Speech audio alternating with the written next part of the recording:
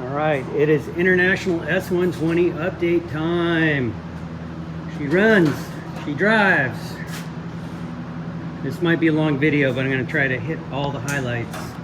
So Johnny Wood's been pecking away at this thing, and Jeff Ismail from IH Parts America, the originator of this whole thing, is here helping do the doors. So we'll start with what's left to do. So I've been kind of holding out for a bench seat because I like the idea of bringing my daughter along or dropping both my younger kids off at school. But I think probably for now we're going to install some buckets, and then I'll get to a bench later. Either the factory one, recovered, or maybe an aftermarket one from like TMI or something. But at any rate, we've got a fuel gauge, we've got functioning steering, the PSC Motorsport steering's all hooked up. We had some issues getting the throttle and the pedals to talk to each other, but that's all sorted now. We got the right parts on there. We've got a pedal out of, I think, I lost track of what that's out of, but we've got the throttle body out of a Chrysler car. So we're trying to use a truck throttle body, and the Edelbrock one was not recognizing it. It's a Chrysler car. We've got the Willwood brake pedals. That's a 10-to-1 ratio brake pedal.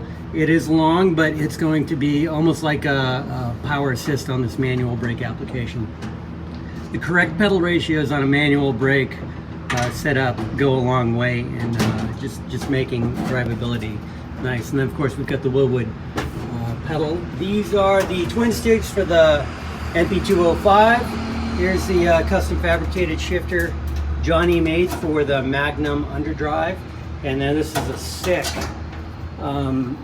transmission shifter for the MV4500 that Shane Wardle kind of put together. We found these levers. There's two of them in the bed of this thing when we pulled it apart at Jeff's, and I wanted to use that for the shifter.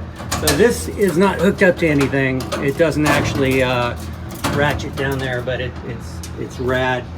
That's a 6-volt motor in there, so I might either replace it with the 12-volt, or we're talking about maybe putting vintage air in. And then here's the bracket for the Edelbrock tablet from Send Cut Send. So we got the tablet out right now, but it goes right in there, and it looks like an old school TV. It's really cool. Flooring's going to get all wrapped up and finished. As I said, Jeff is putting new glass in the side, new weather stripping, and he's rebuilding the doors. Latch and mechanism, so they're going to work and function like new. Thankfully, Jeff knows what he's doing and has just a slew, absolute slew of IH parts. Back glass is going to go in after we do the cage. We're not going to punch out on the cage. I like Jeff's Project Hideous and like Chris Durham's kind of Willys Jeep, where it actually retains the silhouette of a pickup. So that's it. We're going to have an internal cage in this thing. Johnny's been working along doing the rock sliders. So we've got some rectangular tubing here, and then he very nicely and seamlessly Frenched some round tubing in there with some dimple dyed sheet metal. Really, really nice job. And then it's got a tubular kick out there to protect the fender, all tied into the frame, obviously. Super Duty axles, 488 gears, and Eaton Detroit lockers. Here we are under the hood. Everything's plumbed, wired. This thing runs bitchin'.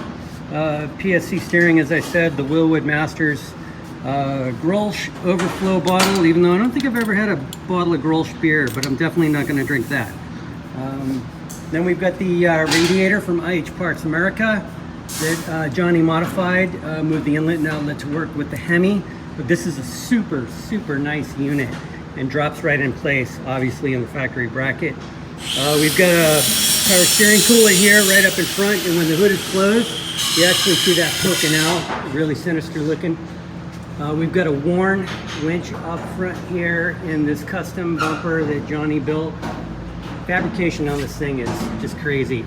So Johnny, here's the clutch, and then here's where you plug in your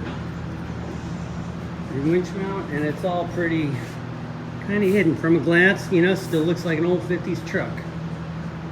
Which is just what we're going for. Back here, We got the JK fuel tank all hooked in. Really cool.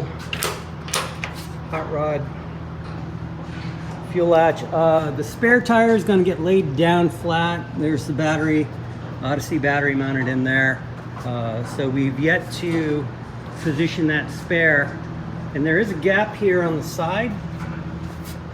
So to fill that gap, we've got the original running boards that we're gonna cut and French in there. And so that gap's gonna get filled with the original running board. I got a Dometic fridge in here. We'll find a spot for that, and I think this old steel toolbox is going to carry some spares. And here's the real party piece that Johnny insisted on doing, and I'm so glad he did.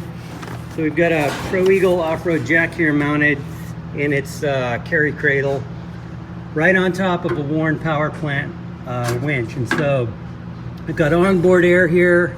I've also got the ability to have a rear 9,500 pounds of pull through this Haas fair lead that's really nicely Frenched into a receiver hitch. Obviously, I'm not going to be towing a trailer or anything, but if I want to do a rear pull on a D-ring shackle, or I've got 3 options back here, or just put a bike rack or who knows what. It's nice to have options. You got the Corsa exhaust under there. Johnny did the tailpipe. I haven't heard it run since it's been all finished, but apparently it's got a really nice mellow sound. It's not obnoxiously loud. And so that's the update of where we are now. We're a couple weeks from Moab, and yeah, the old truck's come together. Good build crew, good people. I'm super appreciative and really happy with how it came out.